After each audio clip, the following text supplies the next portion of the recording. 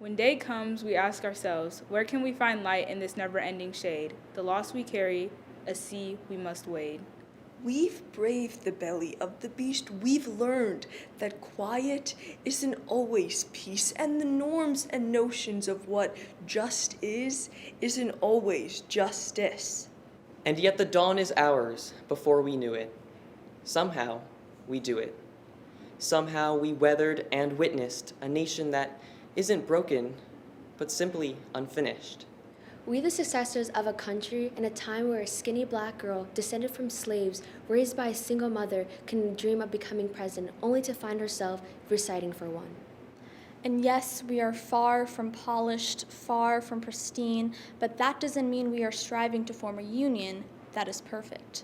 We are striving to forge our union with purpose, to compose a country committed to all cultures, colors, characters, and conditions of man. And so we lift our gaze, not to what stands between us, but what stands before us. We close the divide because we know to put our future first, we must first put our differences aside. We lay down our arms so we can reach out our arms to one another. We seek harm to none and harmony for all. Let the globe, if nothing else, say this is true.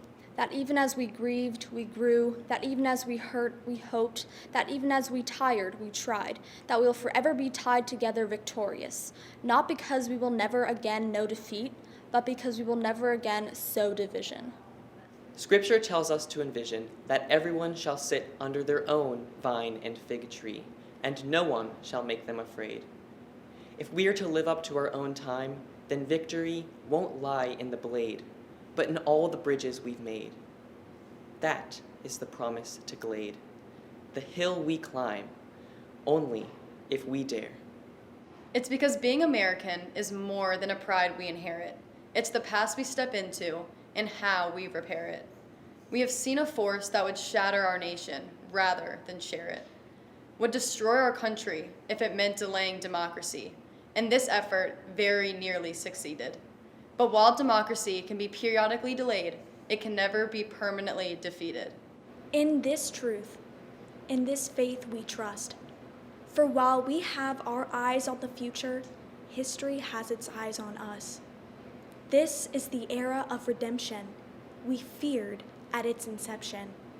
We did not feel prepared to be the heirs of such a terrifying hour, but within it we found the power to author a new chapter, to offer hope and laughter to ourselves. So while once we asked, how could we possibly prevail over catastrophe?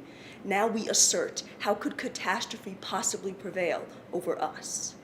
We will not march back to what was, but move to what shall be. A nation that is bruised but whole, benevolent but bold, fierce and free.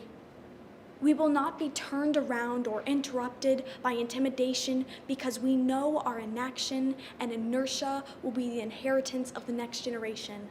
Our blunders become their burdens, but one thing is certain. If we merge mercy with might and might with right, then love becomes our legacy and change our children's birthright. So let us leave behind a country better than the one we were left. With every breath from my bronze-pounded chest, we will raise this wounded world into a wondrous one. We will rise from the golden hills of the west. We will rise from the windswept northeast, where our forefathers first realized revolution. We will rise from the lake-rimmed cities of the Midwestern states. We will rise from the sun-baked south. We will rebuild, reconcile, and recover. In every known nook of our nation and every corner called our country, our people, diverse and beautiful, will reemerge, battered and beautiful. When day comes, we step out of the shade, aflame and unafraid. The new dawn blooms as we free it. For there is always light, if only we're brave enough to see it, if only we're brave enough to be it.